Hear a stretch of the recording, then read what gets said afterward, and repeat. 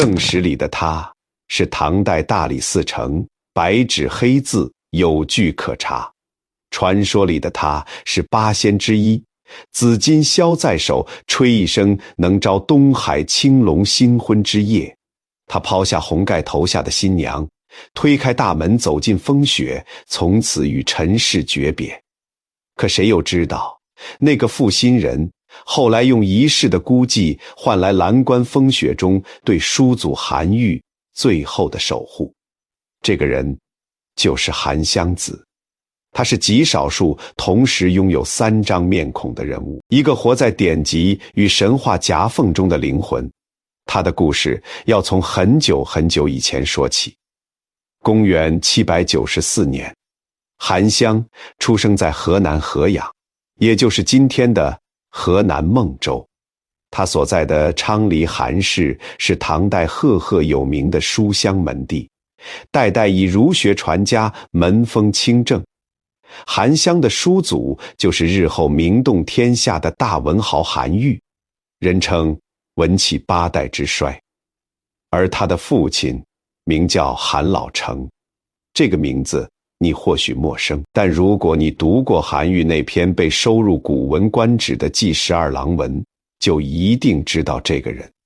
十二郎就是韩老成，他是韩愈二哥韩介的儿子。因为韩愈长兄韩会没有子嗣，便被过继给了大伯。在韩愈笔下，十二郎是他情同手足、自幼相依为命的至亲。那句一在天之涯，一在地之角，字字泣血，写的正是对韩老成英年早逝的彻骨之痛。贞元19年，也就是公元803年，韩老成病逝。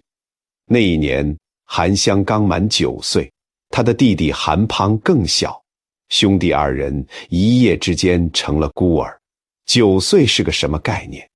大约就是刚够到书案的高度，还没来得及记住父亲的声音和模样，就永远失去了这个人。史书没有记载韩湘当时的反应，但我们不妨试着走进那个9岁男孩的内心。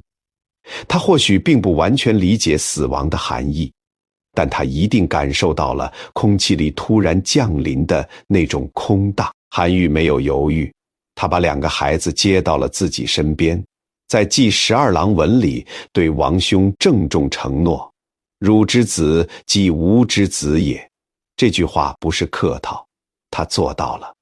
从此，韩湘和弟弟便由韩愈一手抚养，视如己出。一个膝下无子的中年文士，牵着2个失去父亲的孩子，走进了宣城韩氏庄园的大门。这座庄园由韩愈的长嫂郑氏操持，虽不算富丽堂皇，却也整洁端庄。院子里有书斋，有槐树，或许还有几丛竹子。这个画面表面上是岁月静好的世家日常，但底下涌动着一层更复杂的东西。韩愈对这个侄孙倾注了全部心血，因为他没有自己的孩子，所以韩湘在他心里既是侄孙，更是儿子。一个父亲对儿子最大的期许是什么？是传承，是光耀门楣，是把韩家几代人积累的儒学声望延续下去。于是从宣城庄园的书斋开始，韩湘的人生被铺上了一条笔直而清晰的轨道：读圣贤书，走科举路，入仕为官，光宗耀祖。这是昌黎韩氏对每一个男丁的标准期许，也是韩愈认定的人间正道。但一个孩子的人生从来不会完全按照长辈画好的图纸生长。在那些规整的儒家经典之外，庄园里还藏着另一样东西：竹林的沙沙声。少年韩湘常常一个人跑到庄园后面的竹林里，听着风穿过竹叶的声音发呆。后来他学会了吹箫，那里的每一根竹子便都成了他的听众。韩愈或许注意到了这个孩子对音律的天生亲近，但他大概没有意识到，那片竹林里响起的箫声从一开始就不是一个世家公子附庸风雅的消遣，而是一颗灵魂在寻找另一种呼吸的方式。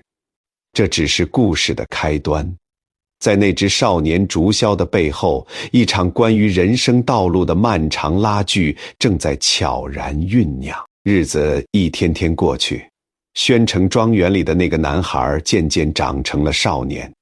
在韩愈的规划里，韩湘应该走的路再清楚不过，熟读六经，精通策论，然后像唐代无数世家子弟一样，从地方的解释一路考到长安的省试，金榜题名，光宗耀祖。这条路韩愈自己走过，他比任何人都清楚其中的艰辛，但也比任何人都坚信这是唯一的人间正道。他是文气八代之衰的儒家旗手，一生排佛斥道，认为一切不是生产，不讲纲常的修行都是虚妄。你可以想象，这样一个人面对自己视若己出的侄孙，会倾注多少期许。他亲自教授韩湘诗文，检查他的功课，向他描绘未来的仕途蓝图。在韩愈看来，这是爱，是责任，是对王兄12郎最好的告慰。但韩湘接住这些东西的手，似乎从来就没有真正握紧过。正史里的韩湘老老实实的读书应举，屡战屡败，却从未放弃过功名。这一点我们后面还会讲到。而传说里的少年韩湘则呈现出另一副面貌。他天资聪颖，诗文易学便会，但真正感兴趣的东西全在韩愈的教案之外。他厌恶那些繁复的硬质诗格律，却对《道德经》《南华经》爱不释手。他不想参加世家子弟的诗酒宴会，却常常一个人跑到庄园后面的竹林里，一待就是半天。那片竹林或许是他少年时代唯一真正属于自己的空间。他手里总是握着一支箫，那是他自己用园中的竹子做的，做工也许粗糙，但吹出来的声音却清越悠远。当竹林的叶子在风中沙沙作响时，他的箫声便混入其中，像一条游鱼钻进了河流。韩愈大概也听到过那些箫声，但他更愿意把这理解为一种无害的风雅。一个世家公子通晓音律不算坏事，可韩湘自己知道，那不是风雅，而是呼吸。他骨子里有一种对规矩的天然排异。每一次坐在书案前，面对那些必须倒背如流的经文，他都觉得有什么东西在胸腔里堵着。而每一次拿起箫走到竹林里，把嘴唇贴上吹孔，他反而觉得呼吸顺畅了。那些经书上说不清的东西，天地为什么如此辽阔，人为什么一定要按某种固定的方式度过一生，似乎都能在箫声里找到一点模糊的答案。这不是一个少年任性的叛逆，而是一种本能的寻找。他只是隐隐约约感觉到，这世上除了书祖指给他的那条路，应该还有别的路可以走。那条路是什么，他现在还说不清楚，但他觉得那片竹林的尽头或许就藏着方向。少年箫声起于竹林，藏着不被世俗理解的初心，但这条路在韩愈眼里显然是不能接受的。书直之间第一次出现了沉默的裂痕。韩愈发现这个孩子读书时常常走神，眼神飘向窗外，功课不温不火，看不出一个世家子弟应有的上进心。他或许批评过，或许语重心长地劝导过，但这些话落到少年韩湘心里，并没有激起任何改变，反而像雨水打在石板上，顺着纹路流走了。这种微妙的僵持持续了好几年，韩愈坚持着他的期许，韩湘坚持着他的沉默。表面上，这个家依然和睦安宁，叔侄之间的情感也没有因此出现激烈的冲突。但在水面之下，两股方向相反的力量正在暗中较劲，只等一个契机就会把这段关系推向前台。这个契机很快就来了，它来自韩愈的一个决定，为韩湘安排一门婚事。在唐代，婚姻从来不只是两个人的事，而是一个家族战略级别的安排。韩愈为韩湘选定的是翰林院学士林道玄的女儿林英。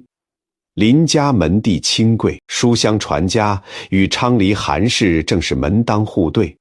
在韩愈看来，这门亲事一箭双雕，既为侄孙觅得佳偶，又能用家庭的温暖把这个心思飘忽的年轻人拴住。一个成了家的男人总该收收心，踏踏实实的读书应举了吧。这个逻辑放到今天也完全说得通。韩愈的出发点依然是爱，但韩湘的内心此刻却坠入了一场前所未有的风暴。他可以拒绝叔祖的期许，因为那只是关于未来的规划，看不见摸不着。但他无法轻易拒绝这桩婚事，因为这涉及一个活生生的人林英，一个尚未谋面的女子，将因为他而卷入命运的漩涡。他更无法无视韩愈为此事耗费的心血，那份期望已经不再是一句话，而是一场张灯结彩的婚礼，是两家坐在一起商定的婚期，是已经抬进门的聘礼。这一切像一副越来越紧的绳索套在了他的身上。就在这时，两个人的出现彻底改变了韩湘人生的走向。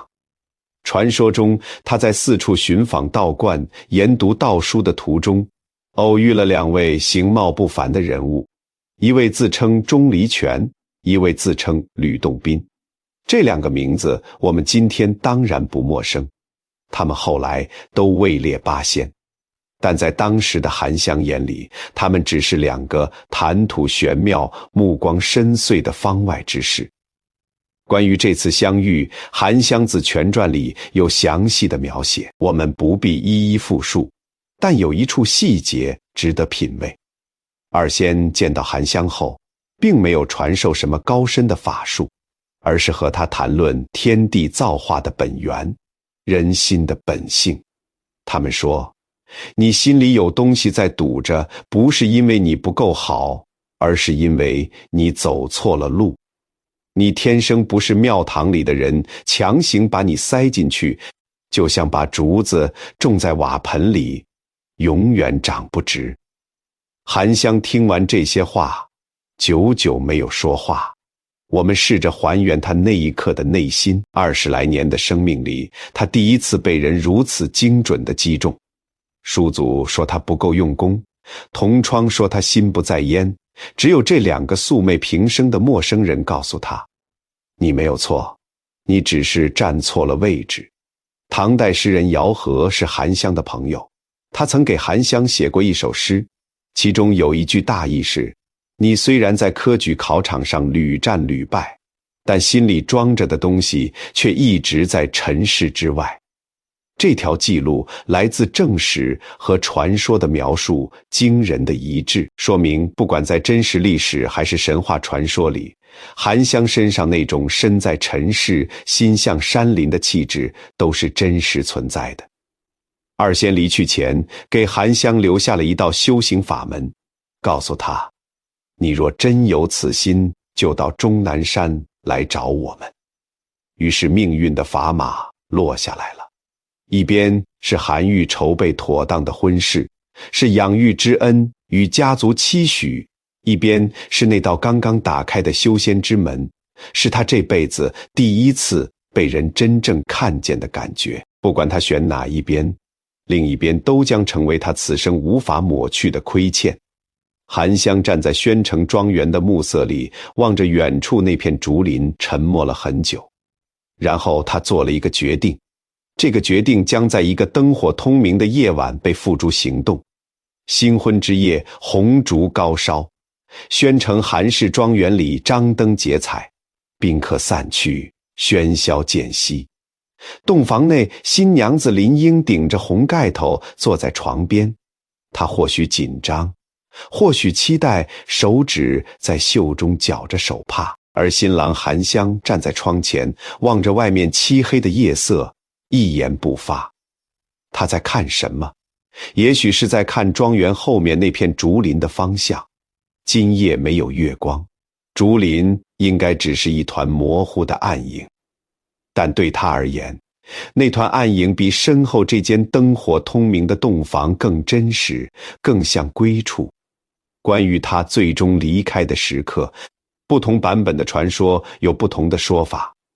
有的说他趁林英熟睡后悄然离去，有的说他在婚宴上便已心神不宁，中途离席。但所有版本都有一个共同的落点：那一夜，韩香走出了韩家的大门，再也没有以世俗的身份回来，她留下的是一个刚刚拜完天地的新娘，一位震怒而心碎的叔族和整个昌黎韩氏被当众撕开的脸面。在做出这个决定之前，他有没有犹豫过？一定有。他知道林英是无辜的，一个知书达理的闺秀，满怀着对新生活的憧憬嫁入韩家，却在一夜之间沦为笑柄。他也知道韩愈会遭受怎样的打击，那不是面子上过不去那么简单，而是一个父亲眼看着自己倾注了全部心血的孩子，用最决绝的方式宣告了背叛。他更知道明天天亮之后，整个河阳城的士族圈子都会在背后指指点点。韩愈那个侄孙新婚之夜跑了，但他还是走了。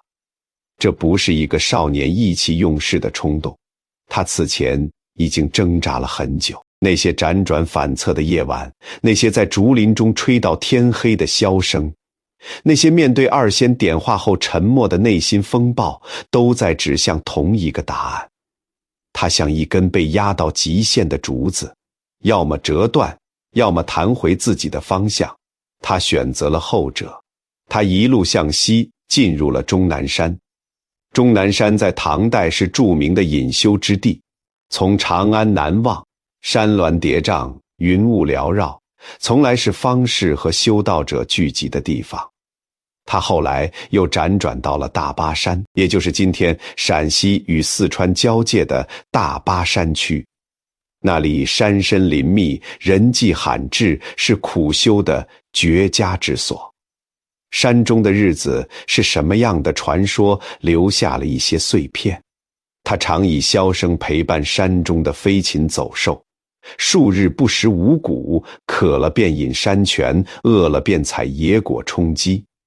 他没有向任何人报过平安，没有给韩愈写过一封信。他在用近乎自虐的方式，把身上残留的世家气息一层一层地剥掉。但他真的把红尘的一切都斩断了吗？未必。那只从庄园竹林里带出来的竹箫，始终在他身边。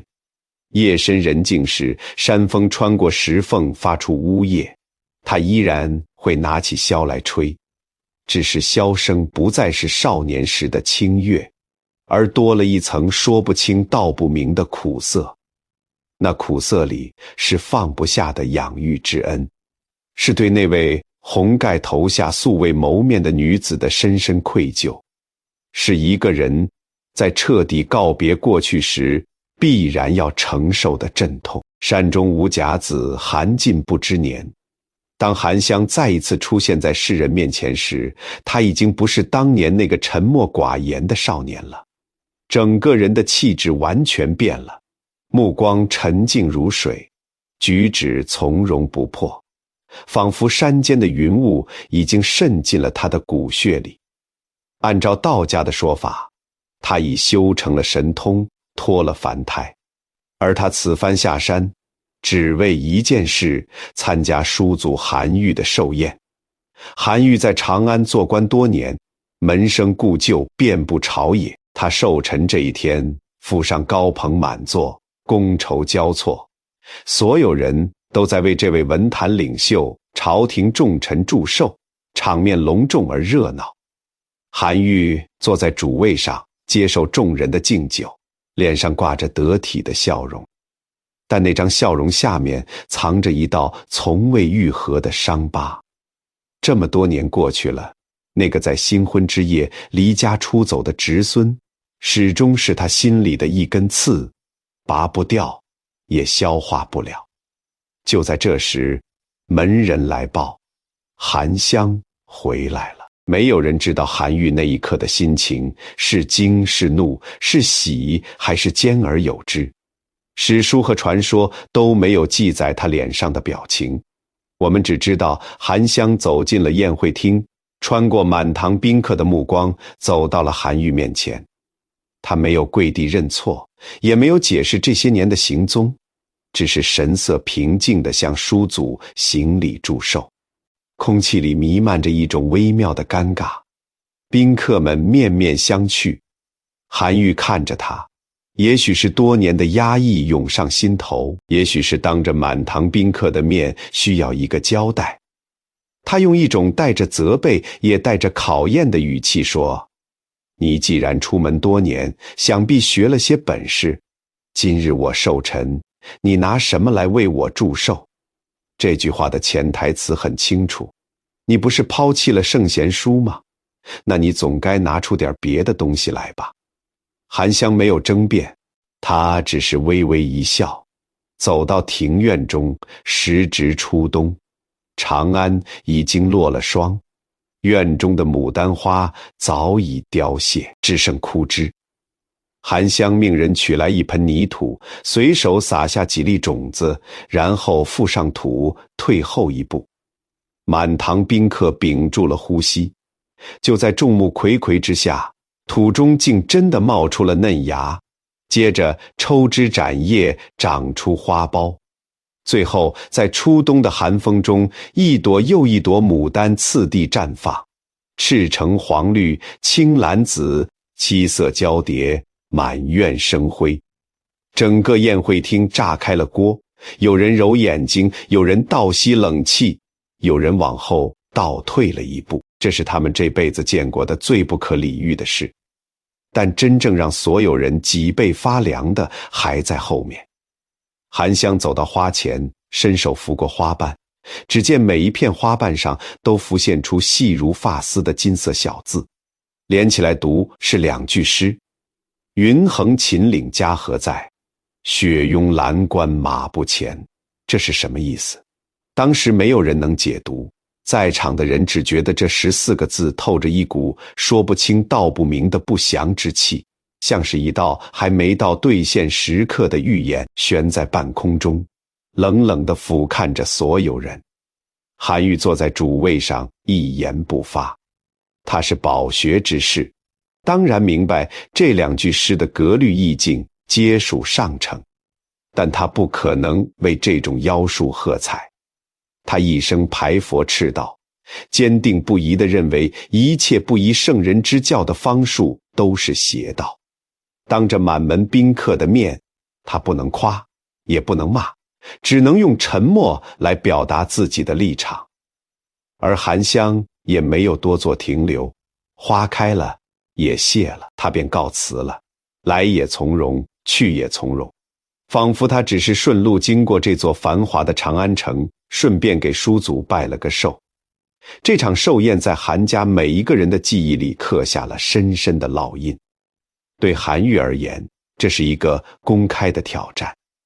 他的侄孙用一种他无法理解也无法反驳的方式，宣告了自己与他截然不同的人生道路。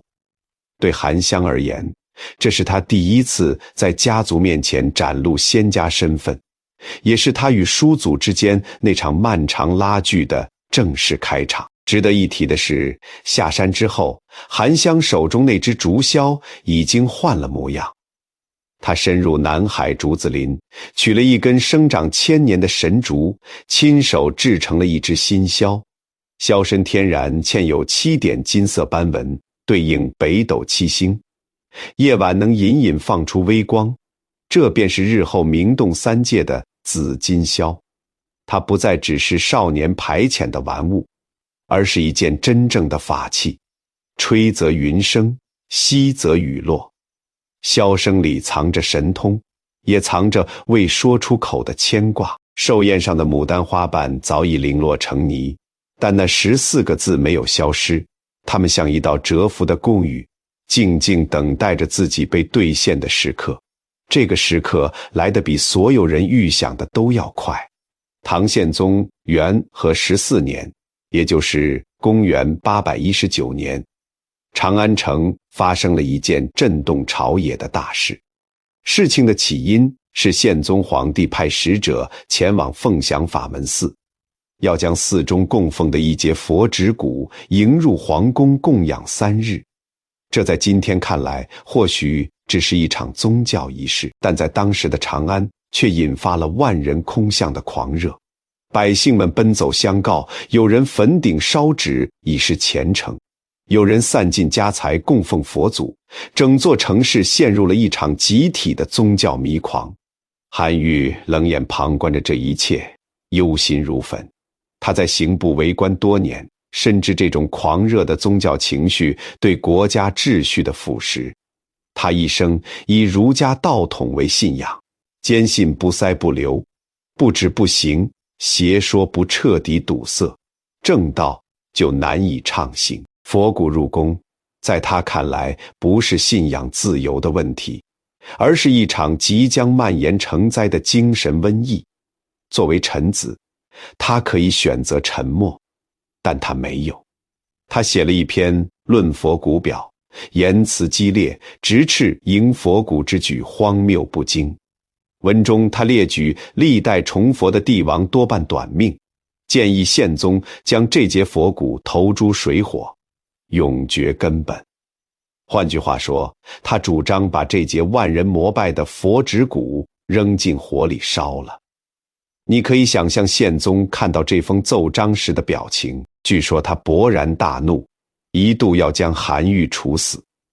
经宰相裴度等人苦苦求情，韩愈才保住性命，但死罪可免，活罪难逃。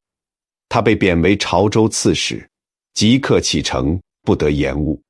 潮州在唐代是什么概念？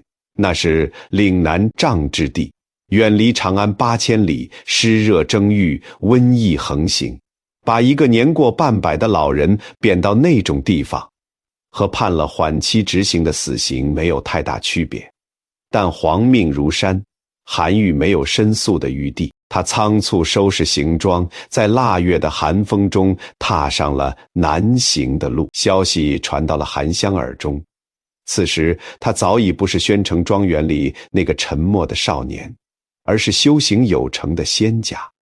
仙家有仙家的规矩，天网恢恢，凡人的命数不可妄加干涉，就一人而乱天道，在仙界的法则里是不可触碰的红线。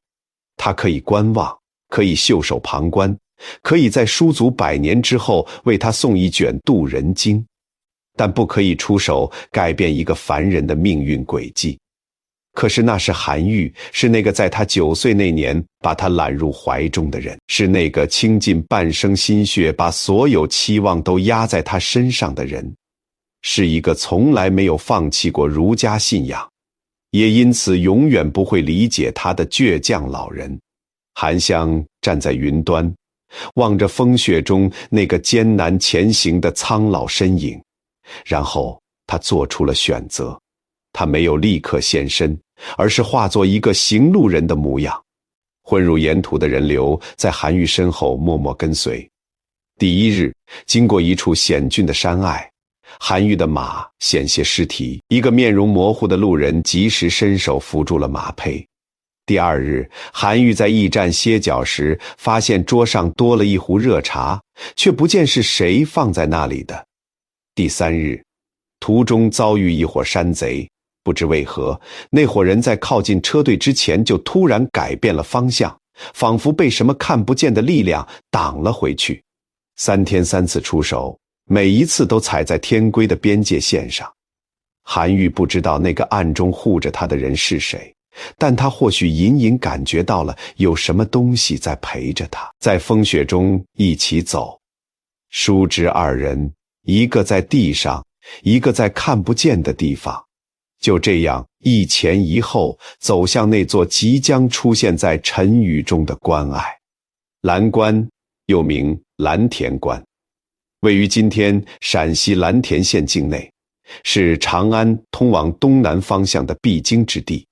即使在风和日丽的时节，这一带也是山高路险，沟壑纵横。而韩愈到达蓝关的那一天，正值隆冬，天降大雪。《旧唐书》对这场风雪的记载只有寥寥数字，但后来的历代诗文都试图还原那个画面。狂风裹挟着鹅毛般的雪片从秦岭深处呼啸而出，瞬间吞没了山道。雪深数尺，马蹄陷进去便拔不出来。一行人被困在关前的荒山野岭之中，进退不得。随行的家眷缩在车中瑟瑟发抖，几个仆从拼命铲雪开路，却挡不住新雪一层层地盖上来。韩愈站在风雪中，望着白茫茫的群山，内心的绝望正在一点一点地涨潮。他这一生经历过无数次贬谪与起落，但这一次他是真的走到了绝境。前路被大雪封死，后路被朝廷的诏令斩断，身边没有一个能帮他的人。他或许想起了寿宴上那朵牡丹，想起了花瓣上浮现的那两行字：云横秦岭家何在，雪拥蓝关马不前。他以为那只是几句宫语，没想到它是一道精准到年月日的命运判决书。就在他几乎要放弃的时候，风雪中传来了一个声音，不是风声，不是马嘶，而是一种穿透风雪的清越声响。那是一只箫的声音。韩愈浑身一震，雪幕被什么东西撕开了一道口子，一个身影踏雪而来，步履从容，衣袂在狂风中纹丝不动。他来到韩愈面前，收起手中那只泛着紫金色微光的竹箫，躬身行礼。是韩湘。风雪太大，韩愈几乎看不清他的脸，但他不需要看清这个人身上的气息，和当年在庄园竹林里吹箫的那个少年是同一个，只是那个少年当年选择了沉默，而眼前这个人终于不再沉默了。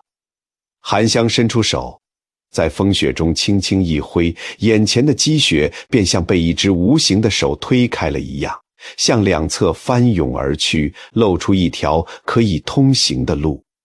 他又从怀中取出一枚丹药，递到韩愈面前，不是仙丹，只是驱寒护体的寻常药丸，但在这冰天雪地里，它就是救命的东西。韩愈接过药丸，没有立刻服下。他看着韩湘，沉默了很久。这个老人一生以文章立身，以儒家道统为信仰。他这一辈子都在和别人辩论，和佛家辩，和道家辩，和一切不合圣人之教的东西辩。他从未在任何一场论战中输过，但此时此刻，面对这个用仙术救了自己一命的侄孙，他所有的雄辩都失去了意义。云横秦岭家何在，雪拥蓝关马不前。韩愈开口了，他说的正是当年牡丹花瓣上的那两行诗。然后他苦笑了一下，说：你当年留下的这两句，原来是在这里等我。韩湘没有接话，他知道叔祖说这句话并不是在服软，而是一个老人用他最后的骄傲承认了这世间有些东西的确不在他的理解范围之内。叔侄二人在风雪中对望，没有抱头痛哭，没有长篇大论的剖白。韩愈没有问韩湘这些年的经历，韩湘也没有向叔祖宣讲道家的玄妙。他们只是并肩站着，在漫天大雪中站了片刻，这一片刻跨越了20年的隔阂。韩湘将韩愈一行人护送出蓝关最险峻的路段，直到前方山道渐渐平坦，风雪也终于收敛了气势。他停住脚步，向韩愈深深一揖，然后转身走入雪幕之中。韩愈站在原地，目送那个身影渐渐消失，什么也没有说。后来韩愈在那首《左迁至蓝关世侄孙乡》里写下了一连传颂千古的名句：一封朝奏九重天，西贬潮州路8000，欲为圣明除弊事，肯将衰朽惜残年，云横秦岭家何在？雪拥蓝关马不前，知如远来应有意，好收五谷瘴江边。最后一句的意思是说，我知道你远道赶来一定是有用意，那就准备好替我收尸吧。反正我迟早要死在瘴气弥漫的潮州。这既是韩愈一贯的倔强，也是一位老人在最脆弱的时刻对至亲说出的一句近乎托付的话。蓝关一别，叔侄二人的命运都发生了微妙的转折。韩愈在潮州只待了8个月，便预设北还，最终得以善终。而韩湘经此一事，天规与私情之间的这道考题，他答完了。接下来他要走向的是每一个修道者最终都要面对的那个终点。蓝关的风雪散去之后，韩湘子和韩愈走上了各自的路。韩愈继续南下，在潮州度过了8个月的贬谪岁月，随后预设北还，最终官复原职，得以善终。而韩湘子在完成了对叔祖的守护之后，尘世里最后一道也是最重的牵挂，终于可以放下了。他回到了属于自己的世界，正式位列8仙，归入仙班。8仙这个组合在中国民间的知名度无需多言，铁拐李、汉钟离、张国老、蓝采和、何仙姑、吕洞宾、韩湘子、曹国舅，这8个名字早已超越了道教神仙的范畴，成了中国文化里关于自由、逍遥、济世的精神符号。他们各有法器，各有来历，各有性情，合在一起却是一个天造地设的整体。8仙过海，各显神通的故事，至今仍在年画、戏曲、影视里反复上演。在这8个人里，韩湘子的位置是独一无二的，他是唯一一个正史有传、有据可查的真实人物。其他7仙大多出身于民间传说或道教典籍的虚构叙事，唯有他在《新唐书》的宰相世系表里站着一行字：白纸黑字，千年不灭。位列仙班之后的韩湘子并没有从此高居9天，不问世事。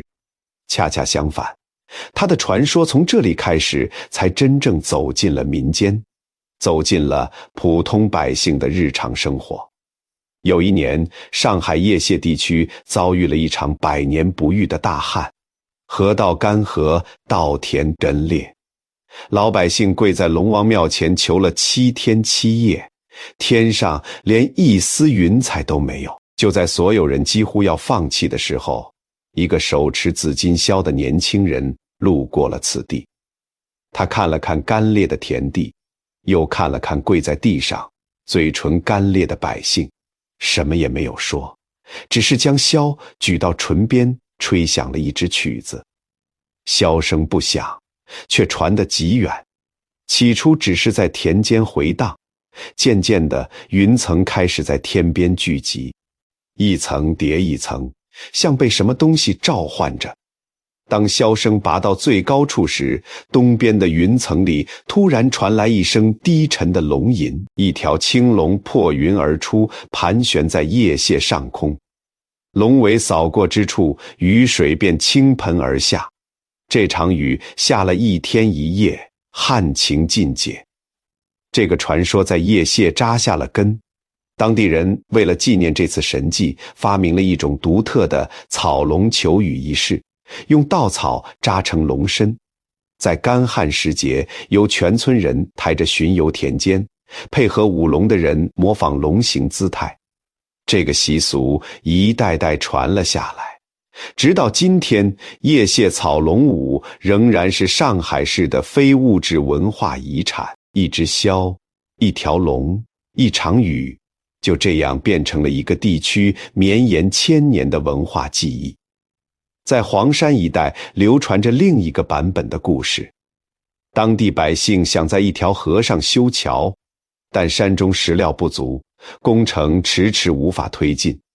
韩湘子路过得知此事，在1个月夜来到山上，将满山的石头施了法术，石头们纷纷站了起来，变成了一头头膘肥体壮的猪，摇摇晃晃地跟着他往山下走。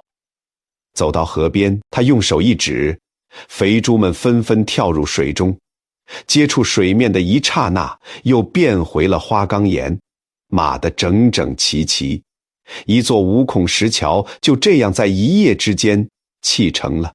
今天你去黄山，还能在谭家桥镇看到这座被当地人称作八甲石桥的古桥。桥身沧桑，溪水在桥下流过，仿佛还能听见1000年前那个夜晚，箫声在月色里低回。这些故事当然不是正史，你完全可以把它当作民间百姓的美好想象。但有意思的是，这些想象为什么偏偏落在了韩湘子身上？为什么不是别的先人？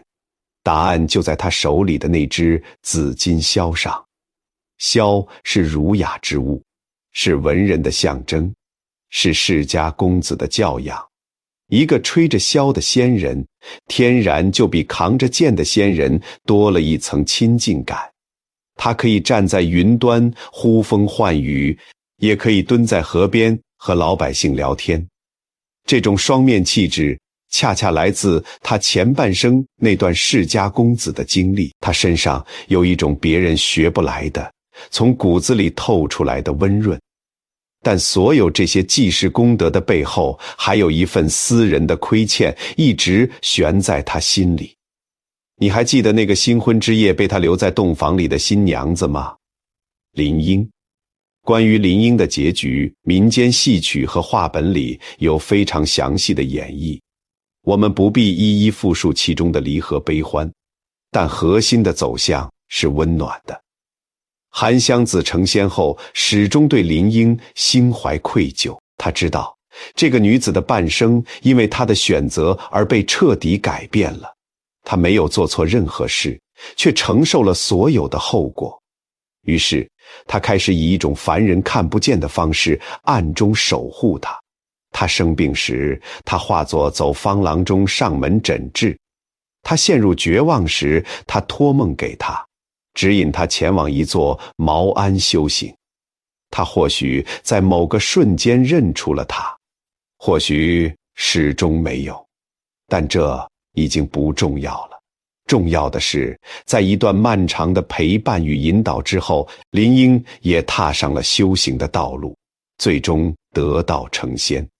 这是韩湘给林英的交代，也是他给自己的交代。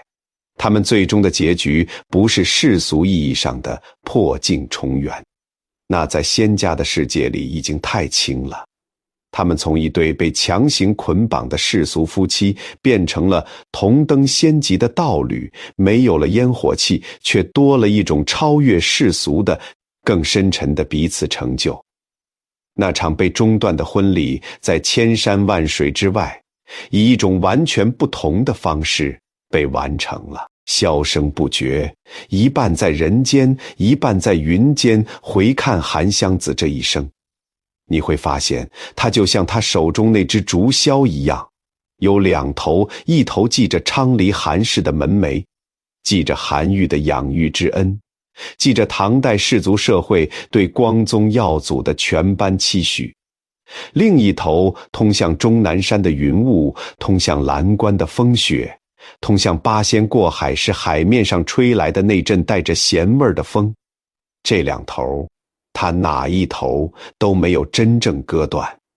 他不是一个彻底诀别红尘的仙人，也不是一个彻底臣服于世俗的凡人。他是站在门槛上的人，一只脚在门外，一只脚在门里，既看得见人间烟火的温度，也触摸得到云海之外的清气。而这也许正是他从唐代一路走到今天，依然有人记住他的原因。你还记得他最初的模样吗？那是宣城庄园的竹林里，一个少年用最朴素的方法做成的一只竹管。他听过一个9岁男孩在父亲去世后的沉默，听过竹林里那些不被理解的箫声，听过新婚之夜推开房门时的心跳。后来他被换成了紫金箫，听过终南山的松涛，听过蓝关风雪中一个老人的叹息，听过东海边那条破云而出的青龙发出的低吟，一只箫，两段人生。他目睹了一个人如何从最正统的士族门庭里出走，如何在天规与人情之间反复撕扯，如何在抛弃与守护、辜负与弥补之间找到了一条只属于自己的路。他没有什么惊天动地的法力，不过是一根竹子，上面有几个孔。但当他被吹响的时候，那些世俗与仙途、孝道与道心、亏欠与救赎之间看似无法调和的矛盾，似乎都被揉进了同一支旋律里。如果韩湘子当年没有在新婚之夜推开那扇门，他的人生会变成什么样？他或许会像正史里那个真实的韩湘一样，考中进士，做一任不大不小的官，然后在某处长满竹子的庭院里安度晚年。那样的他还会被记住到今天吗？好了，故事讲到这里，夜色已深，愿你也能在人生的岔路口听见属于自己的那阵坚定的声响。晚安。